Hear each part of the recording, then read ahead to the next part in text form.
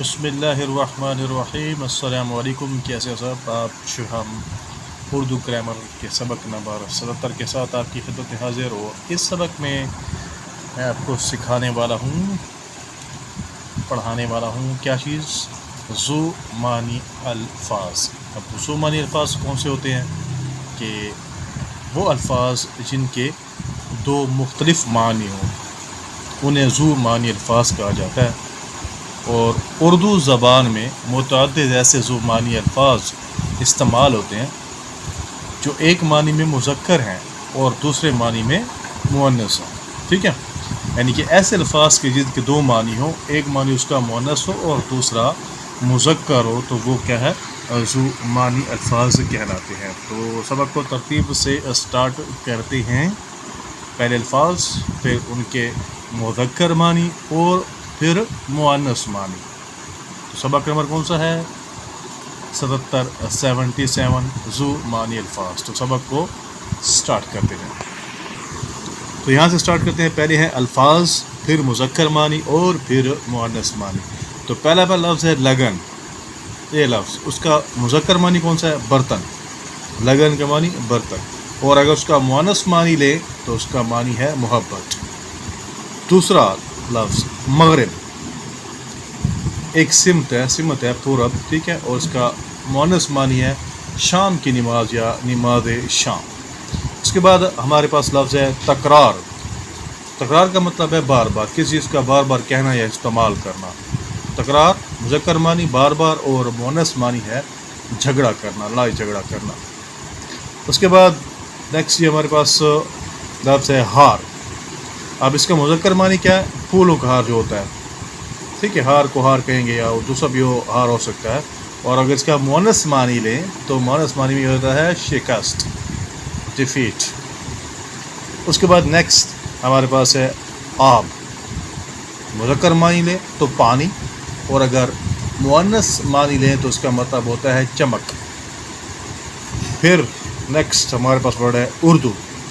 تو اردو کا مذکر معنی ہے لشکر، اور مؤنث معنی ہے زبان۔ اس کے بعد پھر نیکسٹ ہمارے پاس ورڈ ہے مار۔ اب اس کا اردو معنی ہے سانپ، اور مؤنث مذکر جو مذکر معنی ہے سانپ، اور مؤنث جو معنی ہے وہ ہے سزا۔ پھر ہے ہمارے پاس نیکسٹ ورڈ بوستان۔ مذکر معنی باغ، اور مؤنث معنی کتاب کا نام۔ پھر نیکسٹ ہمارے پاس ہے صرف۔ مذکر معنی ہے خرچ کرنا، خرچ، اور مؤنث معنی ہے گرامر کا حصہ۔ جیسے صرف و نحو ہم پڑھتے ہیں، تو صرف کیا ہے؟ اس گرامر کا قواعد کا کیا ہے؟ حصہ ہے، پارٹ ہے۔ اس کے بعد ہے چاہ۔ اب چاہ کا مذکر معنی لیں تو اس کا مطلب ہوتا ہے کنواں، اور اگر ہم اس کا مؤنث معنی لیں تو اس کا مطلب ہوتا ہے محبت۔ اچھا جی، تو نیکسٹ ہمارے پاس آ جاتے ہیں الفاظ۔ یہ ہیں 1 2 3 4 5 6 3 اور 5 رہتے ہیں۔ ویسے تو بہت سارے ہیں، ہزاروں کی تعداد میں ہے، لیکن میں نے کچھ جو مخصوص جو الفاظ ہیں میں نے ان کو چنا ہے اور ان کے اوپر ویڈیو بنائی ہے۔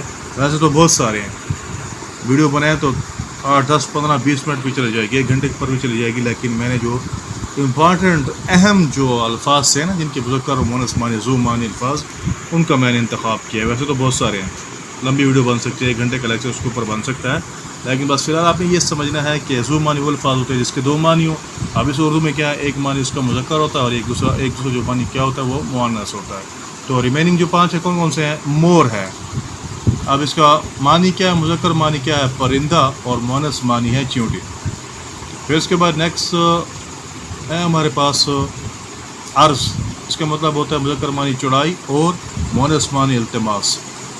لب، مذکر معنی ہونٹ، اور مؤنث معنی مونچھ۔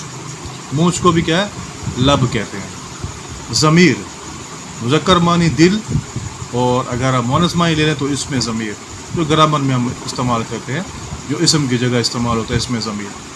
اور اس کے بعد آخری جو ہمارے پاس ہوتا ہے وہ ہے مد۔ کیا مطلب ہے؟ مذکر معنی دریا کا چڑھاؤ، اور مؤنث معنی کیا ہے؟ حساب کا سیوا۔ تو یہاں پر ہم اپنا سبق کو کیا کرتے ہیں؟